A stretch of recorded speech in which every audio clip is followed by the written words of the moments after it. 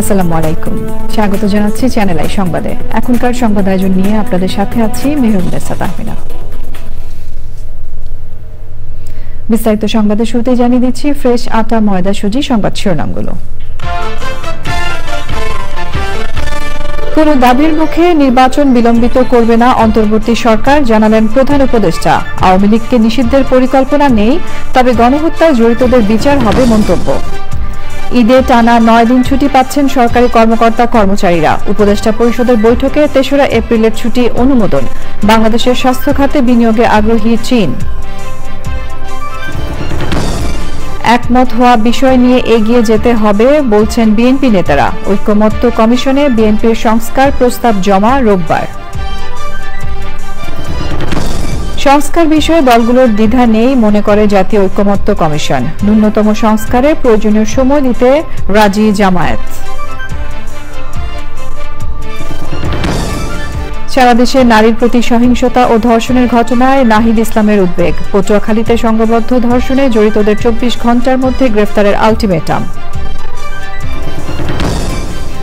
এবং প্রাচীন সভ্যতার দেশ মিশরে জনপ্রিয় পর্যটন কেন্দ্র শার্ম আল শেখ জীববৈচিত্র্যের জন্য পর্যটকদের কাছে আকর্ষণীয় এক শহর।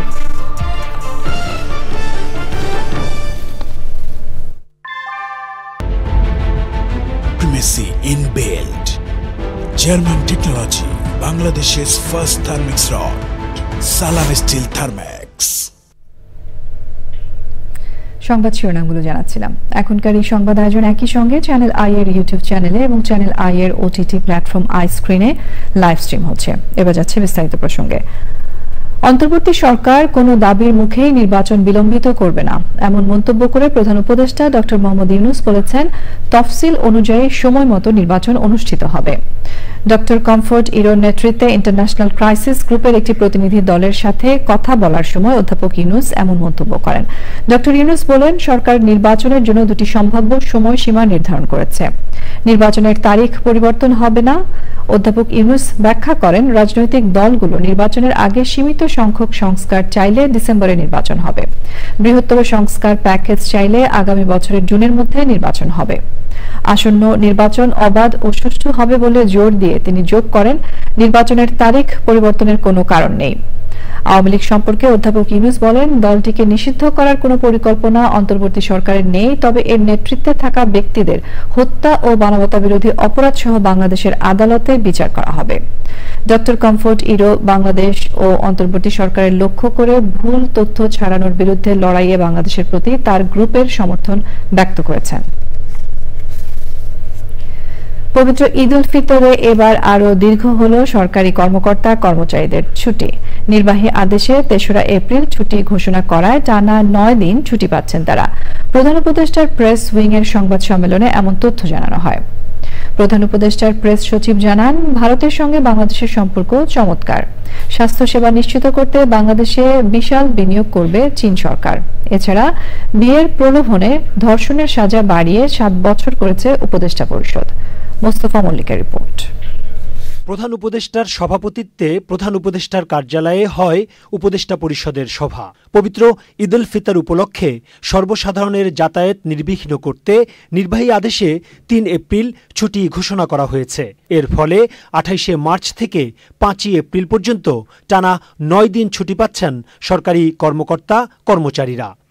রাজধানীর ফরেন সার্ভিস একাডেমিতে প্রধান উপদেষ্টার প্রেস উইংয়ের সংবাদ সম্মেলনে উপদেষ্টা পরিষদের সভার সিদ্ধান্ত জানান প্রধান উপদেষ্টার প্রেস সচিব। নারী ও শিশু নির্যাতন আইনে এর সংশোধনী পাস হয়েছে। এখানে বলাৎকারের একটা নতুন সংজ্ঞা দেওয়া হয়েছে। আর আরেকটা বিষয় হচ্ছে যে বিয়ের প্রলোভন দেখিয়ে রেপ কেসগুলো আগের ল থেকে একটু নতুন একটা সেকশন নিয়ে এসে সেই লটাকে সর্বোচ্চ শাস্তি 7 বছর করা হয়েছে। 65% পর্যন্ত সরকারি কাজ ই টেন্ডারের মাধ্যমে হয়, তো সেটা এখন 100 ভাগে উন্নীত করা হবে। এক প্রশ্নের জবাবে শফিকুল আলম বলেন, ভিসা নিয়ে জটিলতা ছাড়া ভারতের সঙ্গে বাংলাদেশের সম্পর্ক ভালো। প্রধান উপদেষ্টার চীন সফর এবং বাংলাদেশের স্বাস্থ্য খাতে চীনা বিনিয়োগের আগ্রহ নিয়েও কথা বলেন তিনি। এই ইন্টারিম গভর্নমেন্ট 7 মাস ক্ষমতা নেওয়ার পরের থেকে ইন্ডিয়ার সাথে আমাদের ট্রেড আরো বেড়েছে, আমাদের সম্পর্কটা ভালো। তবে ভিসার বিষয়ে কিছু জটিলতা আছে। ইন্ডিয়ার সাথে আমরা সুসম্পর্ক চাই, অবশ্যই সেটা ন্যায্যতা, সমতা এবং মর্যাদাপূর্ণ একটা সম্পর্ক হতে হবে। এটা খুবই একটা ওনার টপ প্রায়োরিটি, এই বিষয়টা আলোচনা করার। চিফ অ্যাডভাইজার চাচ্ছেন চাইনিজ যারা হেলথ কোম্পানিগুলো আছে তাদের সাথে কথাবার্তা বলতে। চায়না যে তার হসপিটাল গুলোকে আমাদের জন্য ওপেন আপ করেছে, ইটস এ বিগ নিউজ আমাদের জন্য, কারণ চায়নার যে হেলথ কেয়ার এটা খুবই ওয়ার্ল্ড স্ট্যান্ডার্ড। বাংলাদেশে ওরা একটা হসপিটাল করতে চাচ্ছে, এটা ঠিক, কিন্তু হসপিটাল করার বাইরেও আমরা চাচ্ছি যে ওরা যাতে হসপিটাল চেনগুলো বাংলাদেশে নিয়ে আসে এবং ওদের ইনভেস্টমেন্ট যদি বাংলাদেশে আসে, আমরা মনে করছি যে বাংলাদেশের হসপিটাল ম্যানেজমেন্ট সিস্টেম, হসপিটালগুলো আরো উন্নত হবে। সংবাদ সম্মেলনে জানানো হয়, মিডিয়া সংস্কার কমিশনের রিপোর্ট আগামী শনিবার প্রধান উপদেষ্টার কাছে জমা দেবে কমিশন। Mostafa Mallick, channel I, Dhaka. আগামী রোববার ঐকমত্য কমিশনের সংস্কার প্রস্তাব জমা দেবে বিএনপি। দলের স্থায়ী কমিটির সদস্য আমির খসরু মাহমুদ চৌধুরী বলেছেন, যেসব বিষয়ে ঐকমত্যে পৌঁছানো যাবে সেগুলো নিয়ে এগিয়ে যেতে হবে। সকালে ইইউ রাষ্ট্রদূত মাইকেল মিলারের সঙ্গে বিএনপি নেতাদের বৈঠকের পর তিনি জানান, সংস্কার নির্বাচন নিয়ে তাদের সঙ্গে কথা হয়েছে। অনেকেই মনে করছেন ডিসেম্বরের মধ্যে নির্বাচন হবে, বিএনপিও মনে করে দ্রুত নির্বাচন হওয়া উচিত। রাহুল রায়ের রিপোর্ট। ইফতার মাহফিল, আলোচনা সভা সহ অন্যান্য কর্মসূচির পাশাপাশি কূটনীতিকদের সঙ্গে বৈঠকও করছে বিএনপি। চেয়ারপারসনের গুলশান কার্যালয়ে বিএনপি মহাসচিব মির্জা ফখরুল ইসলাম আলমগীরের সঙ্গে বৈঠক করেছেন ইউরোপীয় ইউনিয়নের রাষ্ট্রদূত মাইকেল মিলার। বৈঠক শেষে জানানো হয়, অন্যান্য ইস্যুর পাশাপাশি সংস্কার আর নির্বাচন নিয়ে কথা হয়েছে।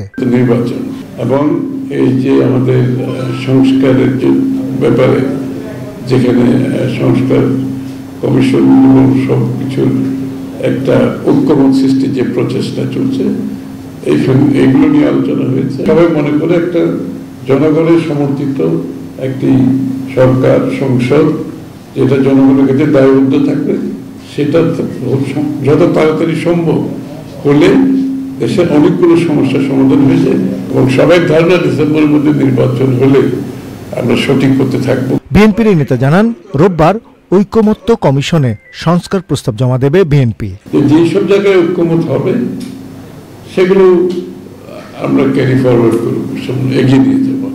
আর যেখানে ঐকমত হবে না, সেটা সাংবিধানিক হোক, নির্বাচনী হোক, অন্য কোনো যে কোনো বিষয় হোক, সেটা আগামী নির্বাচনে প্রত্যেকটি দলের অধিকার আছে, তারা জনগণের কাছে নিয়ে যাবে এবং জনগণের সামনে উপস্থাপন করবে। জনগণের মতামত নিয়ে সংসদে এসে আলোচনা হবে, তর্ক হবে, বিতর্ক হবে এবং পাশ হবে। এগুলো আমির খসরু মাহমুদ চৌধুরী জানিয়েছেন, ইউরোপীয় ইউনিয়নও একটি অবাধ সুষ্ঠু নির্বাচন দেখতে চায়।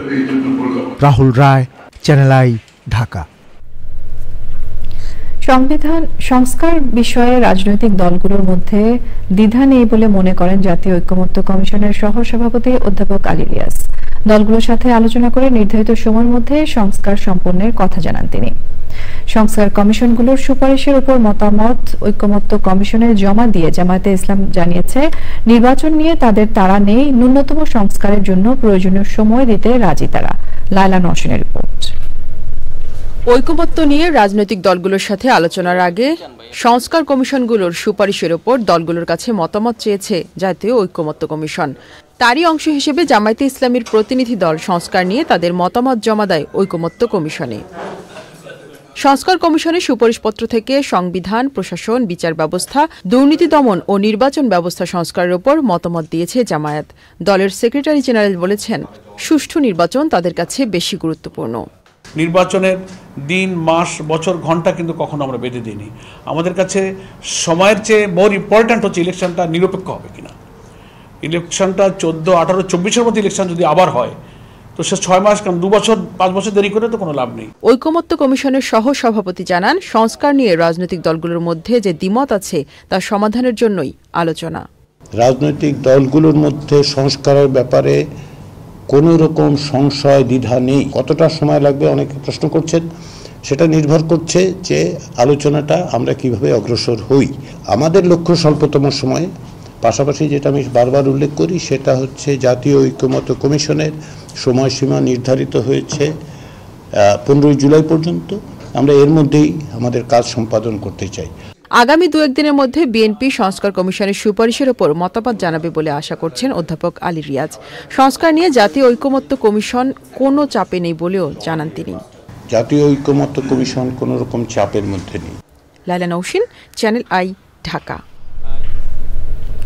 সংবিধান সংস্কার কমিশনের প্রধান ডক্টর আলী রিয়াজ বলেছেন, রাষ্ট্র কাঠামো সংস্কার না করে যত নিরপেক্ষভাবেই নির্বাচন করা হোক না কেন গণতান্ত্রিক ও জবাবদিহিতামূলক রাষ্ট্র ব্যবস্থা নিশ্চিত করা সম্ভব হবে না।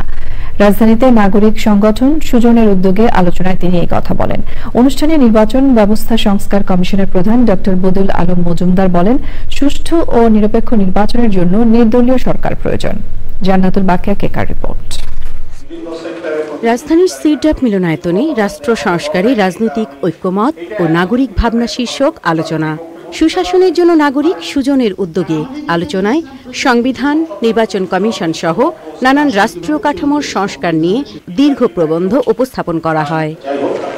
বিগত 17 বছরে দেশের রাষ্ট্রীয় কাঠামো শক্তিশালী না হয়ে দুর্বল হয়েছে জানিয়ে সংস্কারের বিষয়ে আলোকপাত করেন সংবিধান সংস্কার কমিশনের প্রধান ডক্টর আলী রিয়াজ। সংসদ সদস্যদেরকে ব্যক্তির করতল করা হয়েছে। একদিকে বিচার বিভাগের স্বাধীনতাহীনতা, পার্লামেন্টকে কার্যত একদলীয় ব্যবস্থায় রূপান্তরের সব রকম পদ্ধতি খোলা রাখা, প্রধানমন্ত্রীর একচ্ছত্র আধিপত্য নিশ্চিত করা, এগুলো কোনো অবস্থাতেই গণতান্ত্রিক কোনো জবাবদিহিমূলক রাষ্ট্র গঠনের জন্য অনুকূল নয়। এগুলো মোকাবেলা করা ছাড়া, সংস্কার করা ছাড়া বাংলাদেশে জবাবদিহিমূলক রাষ্ট্র তৈরি করা যাবে না। উন্মুক্ত আলোচনার পর সঞ্চালক ও সভাপতির বক্তব্যে স্বাধীন নির্বাচন কমিশন ও কমিশনের দায়বদ্ধতা নিশ্চিত করার তাগিদ দেয়া হয়। আমরা যেটা মনে করেছি, আমাদের নির্বাচনী ব্যবস্থাটাকে পরিচ্ছন্ন করতে হবে, আমাদের রাজনৈতিক অঙ্গনকে পরিচ্ছন্ন করতে হবে, আমাদের টাকার খেলা বন্ধ করতে হবে। নির্বাচনের সময় যদি একটা দলীয় সরকার ক্ষমতা থাকে তাহলে নির্বাচন কমিশন স্বাধীনভাবে দায়িত্ব পালন করতে পারে না, শুধু নির্বাচন কমিশনের কেউ স্বাধীনভাবে দায়িত্ব পালন করতে পারে। তাই নির্বাচনকালীন একটা নিরপেক্ষ সরকার দরকার, নির্দলীয় সরকার দরকার। আলোচনায় সংস্কারের পক্ষে রাজনৈতিক দলগুলোর ঐক্যমত জরুরি বলে উল্লেখ করেন বক্তারা। Jannatul Bakiya, Keka, channel I, Dhaka. Engineer Sabbir হত্যা মামলায় ঘুষ লেনদেনের অভিযোগে করা মামলায় বিএনপির ভারপ্রাপ্ত চেয়ারম্যান তারেক রহমান ও সাবেক স্বরাষ্ট্র প্রতিমন্ত্রী লুৎফুজ্জামান বাবর সহ 8 জনকে বেকসুর খালাস দিয়েছেন আদালত।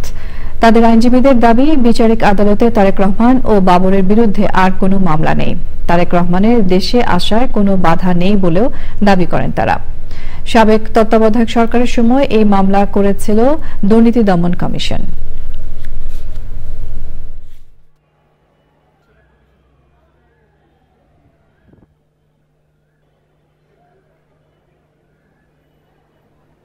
জনাব তারেক রহমান, জনাব লুৎফুজ্জামান বাবর, জনাব মিয়া নুরুদ্দিন অপু সহ অন্যান্য সকল আসামিরা এই মামলায় দুদক প্রমাণ করতে ব্যর্থ হওয়ায় তাদেরকে সবাইকে বেকসুরভাবে এই মামলা থেকে খালাস প্রদান করা হইল।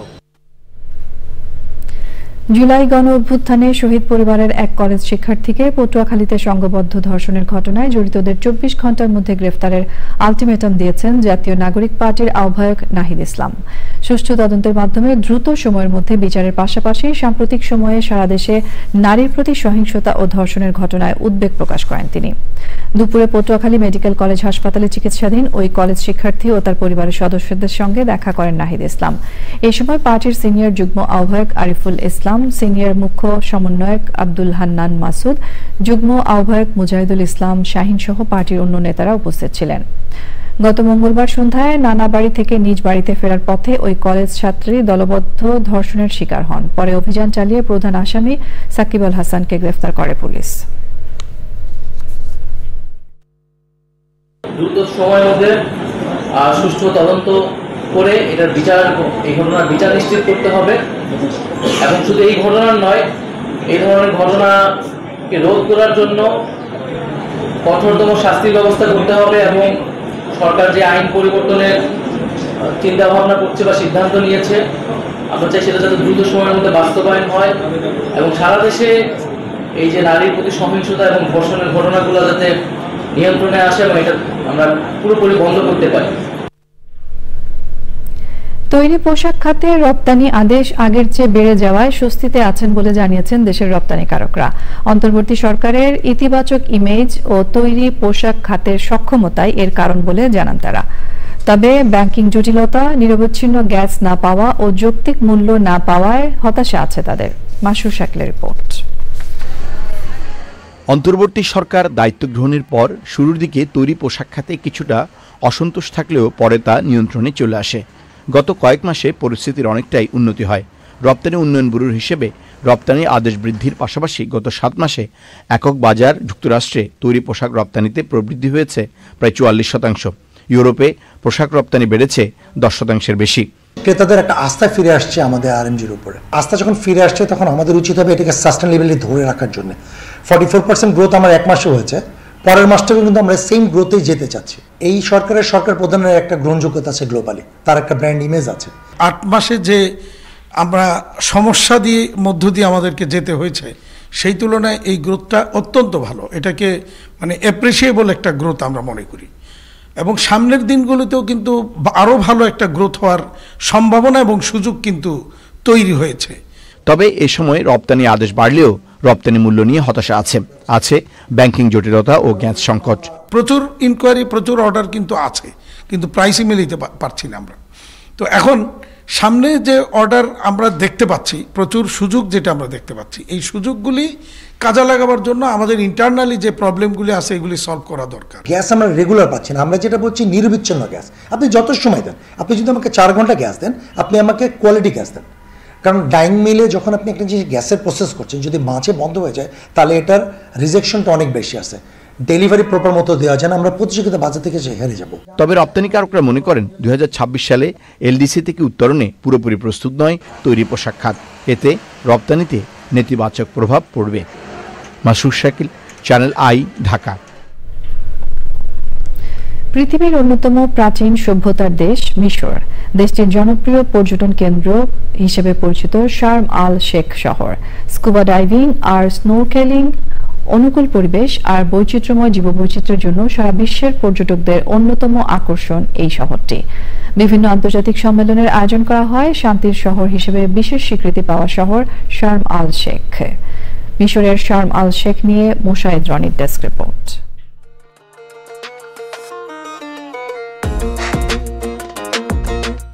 মিশরের সিনাই উপদ্বীপের বিখ্যাত শহর শার্ম আল শেখ। লোহিত সাগরের পাড়ে দীর্ঘ সমুদ্রতট, সুউচ্চ পাহাড়ের সারি আর চমৎকার আবহাওয়ার কারণে প্রতিবছর লাখো পর্যটকের আগমন ঘটে সেখানে। শহরের অদূরেই রাস মোহাম্মদ ন্যাশনাল পার্কে দেখা মিলবে সমুদ্র সৈকত, প্রবাল প্রাচীর ও বৈচিত্র্যময় বন্যপ্রাণী আর উদ্ভিদ সমৃদ্ধ ম্যানগ্রোভ বন। শহর জুড়ে হাজার হাজার মসজিদ ও ইসলামিক স্থাপনা রয়েছে। বেশিরভাগ মসজিদের নির্মাণশৈলী অত্যন্ত আকর্ষণীয় ও দৃষ্টিনন্দন। শার্ম আল শেখের সবচেয়ে আকর্ষণীয় মসজিদ আল মুস্তফা। অটোমান এবং মামলুক স্থাপত্য নকশায় তৈরি মসজিদটি দেখতে অনেকটা দুর্গের মতো। প্রায় 3000 মুসল্লি এখানে একসাথে নামাজ আদায় করতে পারেন।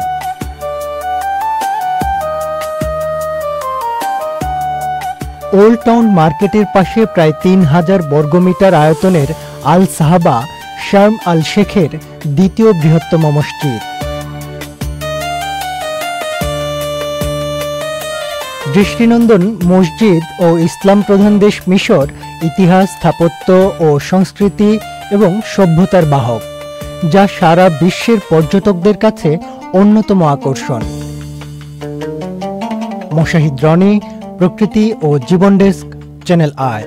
অগ্নিকান্ডের কারণ উদ্ঘাটন সহ যথাযথ তদন্ত না হয় বনাঞ্চলে আগুনের ঘটনা বাড়ছে বলেছেন পরিবেশবিদরা। এতে বিপন্ন হচ্ছে বনের পরিবেশ ও জীববৈচিত্র্য। বনের বাস্তুতন্ত্র রক্ষায় নতুন বন ব্যবস্থাপনার তাগিদ দিয়েছেন পরিবেশবিদরা। শেরপুরের শালবনে অগ্নিকাণ্ডের কারণ উদ্ঘাটন, অগ্নিকাণ্ড রোধে সুপারিশ সহ দ্রুত প্রতিবেদন দেওয়ার কথা জানিয়েছে বন বিভাগের তদন্ত কমিটি। শেরপুর প্রতিনিধি হাকিম বাবুলের পাঠানো তথ্য, ভিডিওচিত্রে আফরোজা হাসির রিপোর্ট। প্রতি বছরই শুষ্ক মৌসুমে আগুনে ক্ষতিগ্রস্ত হয় দেশের বিভিন্ন বনাঞ্চল। মার্চ মাসের প্রথম সপ্তাহে শেরপুরের ঝিনাইগাতির রাংটিয়া রেঞ্জের বনভূমির বিভিন্ন স্থানে আগুন লাগে। এতে 2 একর শালবনের গাছপালা, লতাগুল্ম ও জীববৈচিত্র্যের ব্যাপক ক্ষতি হয়। ক্ষতিগ্রস্ত বনভূমির অবস্থা সরেজমিনে পর্যবেক্ষণ ও বিভিন্ন ধরনের নমুনা সংগ্রহ করেছে তদন্ত কমিটি। অগ্নিকাণ্ডের কারণ অনুসন্ধানে স্থানীয় অধিবাসী, জনপ্রতিনিধি, উপকারভোগী সহ অংশীজনদের সাথে বৈঠকও করেন তদন্ত কমিটির সদস্যরা। এ ব্যাপারে তারা যে সকল মতামত এসেছে, এই মতামতগুলোকে একত্রিত করে তারা এটাকে সরকারের কাছে এই প্রস্তাবনাটা খুব শীঘ্রই দিবেন। বনাঞ্চলে অগ্নিকাণ্ড রোধে স্থানীয়দের সম্পৃক্ত করার পাশাপাশি নতুন করে বন ব্যবস্থাপনা জরুরি বলছেন পরিবেশবিদ সহ সংশ্লিষ্টরা।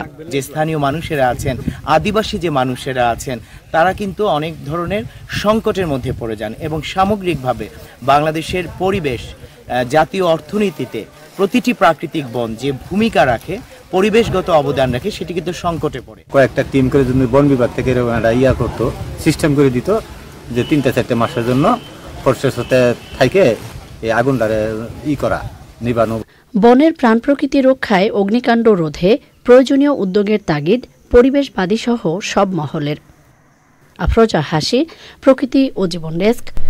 ক্রাফট ইনস্ট্রাক্টরদের বিরুদ্ধে করা মামলার রায়ের প্রতিবাদে আন্দোলনে নেমেছেন ঢাকা পলিটেকনিক ইনস্টিটিউটের শিক্ষার্থীরা। দুপুরে রাজধানীর তেজগাঁওয়ের 7 রাস্তা অবরোধ করেন শিক্ষার্থীরা। এই সময় অবৈধ নিয়োগ বন্ধ সহ 6 দফা দাবি জানান ছাত্ররা। সুলতানা হিমো রিপোর্ট। 6 দফা দাবিতে আবারও রাস্তায় রাজধানীর পলিটেকনিক ইনস্টিটিউটের শিক্ষার্থীরা। দাবি আদায়ে তেজগাঁওয়ে 7 রাস্তা অবরোধ করেন তারা। শিক্ষার্থীদের অভিযোগ, সবচেয়ে বেশি বৈষম্যের শিকার কারিগরি সেক্টর। ক্রাফট ইনস্ট্রাক্টরদের অবৈধ পদোন্নতি এই সেক্টরকে ধ্বংসের দ্বারপ্রান্তে নিয়ে গেছে। মূল দাবিটা হচ্ছে 10ম গ্রেড যে জুনিয়র ইনস্ট্রাক্টর পদটা আছে সরকারি চাকরির, এইটা শুধুমাত্র ডিপ্লোমা ইঞ্জিনিয়ারদের জন্য ধার্য করা হয়েছে। এইখানে জেনারেল বা ক্রাফট অন্য কোনো কেউ আসতে পারবে না। এই 10ম গ্রেড কেবলমাত্র ডিপ্লোমা ইঞ্জিনিয়ারদের অধিকার।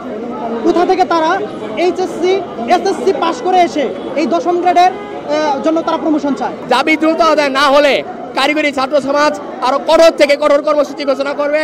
আর এখন থেকে সারা বাংলাদেশের সকল পলিটেকনিক ইনস্টিটিউটের সকল প্রকার পরীক্ষা বর্জন ঘোষণা করা হলো। সড়ক অবরোধের কারণে সড়কে সৃষ্টি হয় তীব্র যানজট। শিক্ষার্থীরা বলেন, জনদুর্ভোগ সৃষ্টি করা তাদের উদ্দেশ্য নয়, বরং দ্রুত দাবি বাস্তবায়নের মধ্য দিয়ে তারা ফিরে যেতে চান শ্রেণীকক্ষে। Sultana Himu, channel I, Dhaka. ঋণ দেওয়ার লোক খুঁজে পাচ্ছেন না জনতা ব্যাংকের কর্মকর্তারা। ঢাকা উত্তর ও পশ্চিমের শাখা ব্যবস্থাপকদের সঙ্গে ব্যাংকের ব্যবস্থাপনা পরিচালকের বৈঠকে এমন কথা জানিয়েছেন কর্মকর্তারা। সামান্য ঋণের আশায় ব্যাংক থেকে ব্যাংকে ঘুরতে থাকা লাখো উদ্যোক্তার দেশে রাষ্ট্রের অন্যতম বড় ব্যাংকের কর্মকর্তাদের এমন দায়সারা আচরণে রীতিমতো ক্ষুব্ধ ও বিরক্ত এমডি, ডিএমডিরা। সহকর্মীদের উদ্দেশ্যে তাদের পরিষ্কার বার্তা, আমানত এবং ঋণ দেওয়ার লক্ষ্য পূরণে ব্যর্থদের বিরুদ্ধে শাস্তিমূলক ব্যবস্থা নেওয়া হবে। রিজভিনাজের রিপোর্ট। রাজধানীর সোনারগাঁও রোডে জনতা ব্যাংকের ঢাকা উত্তরের বিভাগীয় অফিসে 56টি শাখার ব্যবস্থাপকদের সম্মেলন। না আমি খুব হতাশ হতেছি স্যার, ঢাকা নিয়ে আমার আগে বসা দরকার ছিল। ঢাকার অবস্থা তো জঘন্য অবস্থা, পরশুদিনটা পেয়েছে। আমানত আনার দিকে সবার আগ্রহ থাকলেও নতুন ঋণ দেওয়ার ক্ষেত্রে শাখা ব্যবস্থাপকদের অনাগ্রহ ছিল চোখে পড়ার মতো। 2024 সালে একটা ঋণ দিয়েছে 15 লাখ টাকা। আমি দিয়েছি না, সেটাই 15 লাখ টাকা যদি একজন ডিজিএম দেয়, আপনার কয়জন? 30 জন মানুষ। 30 জন মানুষ কি করেন আপনি? ও আসে ওদের মতো আসতেছে, যাইতেছে, গল্পগুজব করতেছে, এই তো চিত্র। চালানোর ক্ষেত্রে আপনার বলে একটু ভালো আছে। হ্যাঁ, ভেরি গুড। ব্যবসায়িক ঋণ বা অন্য সিসি এগুলো আমাদের একটু কমই দেওয়া আছে। গুলশানে আপনি বিনিয়োগ করতে পারেন না, এই কথা আপনি বলবেন, আমি বিশ্বাস করব। এটা বলার কোনো সুযোগ নেই। 200 কোটি 250 কোটি ওটা ছাড়াও আছে রে ভাই, আপনি ব্র্যাক ব্যাংকে যা দেখেন। ব্যাংকের এমডি বলেন, সরকারি ব্যাংক, চাকরি যাবে না। কাজেই কোনো মতে দিন গুজার করে আর পার পাওয়া যাবে না। আমার রংপুরে একজন এজিএম নেই, ডিজিএম নেই, রাজশাহীতে আমার ডিজিএম নেই, ডিভিশনাল অফিস কোনো ডিজিএম নেই। তো রেডি হয়ে যান, ওই যে এই 6-7 জনের মধ্যে থেকে চলে যেতে হবে নিরিবিলি ভাবে, কোনো রকম জাস্ট ওই যে ওয়ান টাইম এক্সিটের মতন বেরিয়ে যাওয়ার চিন্তায় আছে। সেই সুযোগ নাই, ওই যে বলছি না তালিকা হইতেছে উপর থেকে নিচে, নিচ থেকে উপরে। বেক্সিমকো, অ্যাননটেক্স, বিসমিল্লা গ্রুপ, ক্রিসেন্ট লেদারের মতো বড় ঋণে ব্যাপক লুটপাটে ধুঁকতে থাকা জনতা ব্যাংককে খাদের কিনার থেকে টেনে তুলতে দেশব্যাপী শাখা ব্যবস্থাপকদের সঙ্গে বৈঠক করছেন ঊর্ধ্বতন কর্মকর্তারা। রিজভিনা ওয়াজ, চ্যানেল আই, ঢাকা। এবারে রয়েছে নিটোল টাটা আন্তর্জাতিক সংবাদ।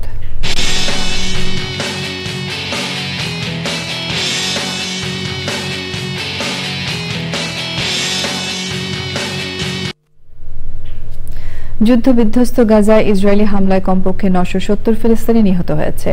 গাজার স্বাস্থ্য মন্ত্রণালয়ের তথ্য অনুযায়ী মঙ্গলবার ইসরায়েল যুদ্ধবিরতি লঙ্ঘনের পর থেকে প্রথম দিন 183 শিশু সহ কমপক্ষে 436 ফিলিস্তিনি নিহত হয়।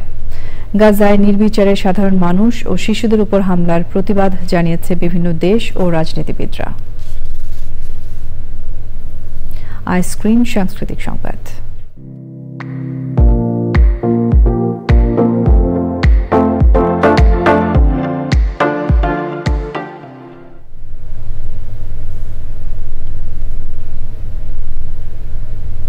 ঈদ উল ফিতর আসন্ন, ঈদ ঘিরেই চলছে সিনেমার জোর প্রচার।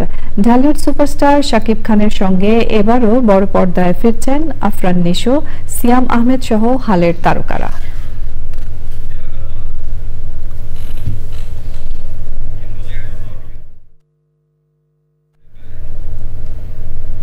এবারে রয়েছে ঢাকা ব্যাংক পিএলসি বাণিজ্য সংবাদ।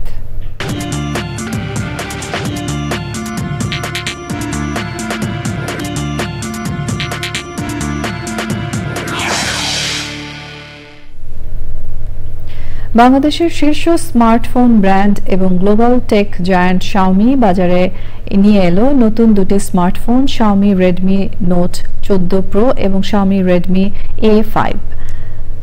সেলিব্রেটিং ঈদ উইথ মি আয়োজনের মাধ্যমে শাওমি বাংলাদেশের কান্ট্রি ম্যানেজার জিয়াউদ্দিন চৌধুরী নতুন এই স্মার্টফোন দুটি উন্মোচন করেন। জিয়াউদ্দিন চৌধুরী বলেন, শাওমি সবসময় গ্রাহকদের চাহিদা অনুযায়ী হাই কোয়ালিটির স্মার্টফোন বাজারে নিয়ে আসতে কাজ করে যাচ্ছে। শাওমি ফ্যানদের প্রতি কোম্পানির প্রতিশ্রুতির কথাও তুলে ধরেন কান্ট্রি ম্যানেজার।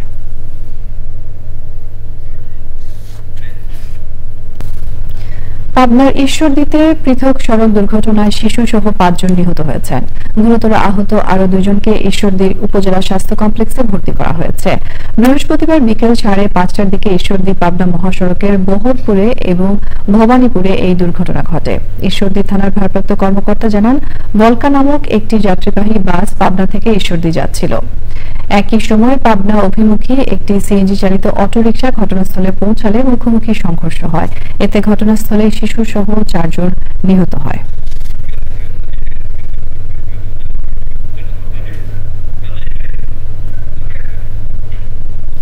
গাজায় ইসরায়েলি হামলা, নির্বিচারে গণহত্যার প্রতিবাদে বিক্ষোভ মিছিল ও সমাবেশ করেছে জামায়াতে ইসলামী।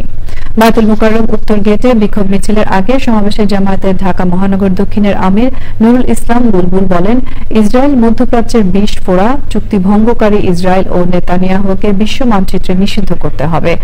আধিপত্য বিস্তারকারীদের পৃষ্ঠপোষকতা না দিতে মুসলিম শাসকদের প্রতি আহ্বান জানান তিনি। সংক্ষিপ্ত সমাবেশের পর বিক্ষোভ মিছিল করে জামায়াতে ইসলামী।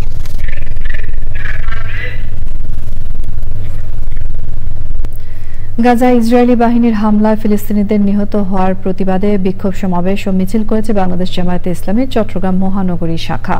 শহরের আন্দরকিল্লা জামে মসজিদ চত্বরে এই সমাবেশে সভাপতিত্ব করেন জামায়াতে ইসলামীর চট্টগ্রাম মহানগরীর আমির সাবেক এমপি শাহজাহান চৌধুরী। সমাবেশে জামায়াতে ইসলামীর চট্টগ্রামের নেতৃবৃন্দ বক্তৃতা করেন। পরে একটি বিক্ষোভ মিছিল বিভিন্ন সড়ক প্রদক্ষিণ করে চট্টগ্রাম প্রেস ক্লাব চত্বরে গিয়ে শেষ হয়।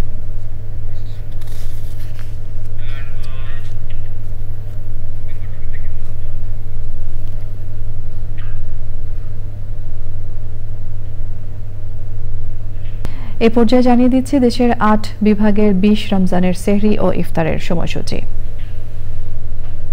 ঢাকায় সেহরির শেষ সময় 4:45, ইফতার 6:10। চট্টগ্রামে সেহরির শেষ সময় 4:40, ইফতার 6:05। রাজশাহীতে সেহরির শেষ সময় 4:52, ইফতার 6:17। খুলনায় সেহরির শেষ সময় 4:48, ইফতার 6:13। বরিশালে সেহরির শেষ সময় 4:46, ইফতার 6:11। সিলেটে সেহরির শেষ সময় 4:39, ইফতার 6:04। রংপুরে সেহরির শেষ সময় 4:51, ইফতার 6:16 এবং ময়মনসিংহে সেহরির শেষ সময় 4:43, ইফতার 6:12।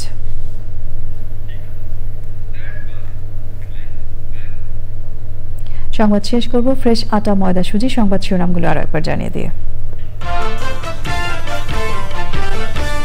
কোন দাবির মুখে নির্বাচন বিলম্বিত করবে না অন্তর্বর্তী সরকার, জানালেন প্রধান উপদেষ্টা। আওয়ামী লীগকে নিষিদ্ধের পরিকল্পনা নেই, তবে গণহত্যায় জড়িতদের বিচার হবে মন্তব্য। ঈদে টানা 9 দিন ছুটি পাচ্ছেন সরকারি কর্মকর্তা কর্মচারীরা। উপদেষ্টা পরিষদের বৈঠকে 3রা এপ্রিলের ছুটি অনুমোদন। বাংলাদেশের স্বাস্থ্য খাতে বিনিয়োগে আগ্রহী চীন। একমত হওয়া বিষয় নিয়ে এগিয়ে যেতে হবে বলছেন বিএনপি নেতারা। ঐক্যমত্য কমিশনে বিএনপির সংস্কার প্রস্তাব জমা রোববার। সংস্কার বিষয়ে দলগুলোর দ্বিধা নেই মনে করে জাতীয় ঐক্যমত্য কমিশন। ন্যূনতম সংস্কারে প্রয়োজনীয় সময় দিতে রাজি জামায়াত। সারা দেশে নারীর প্রতি সহিংসতা ও ধর্ষণের ঘটনায় নাহিদ ইসলামের উদ্বেগ। পটুয়াখালীতে সংঘবদ্ধ ধর্ষণে জড়িতদের 24 ঘণ্টার মধ্যে গ্রেফতারের আলটিমেটাম। এবং প্রাচীন সভ্যতার দেশ মিশরে জনপ্রিয় পর্যটন কেন্দ্র শার্ম আল শেখ জীববৈচিত্র্যের জন্য পর্যটকদের কাছে আকর্ষণীয় এক শহর।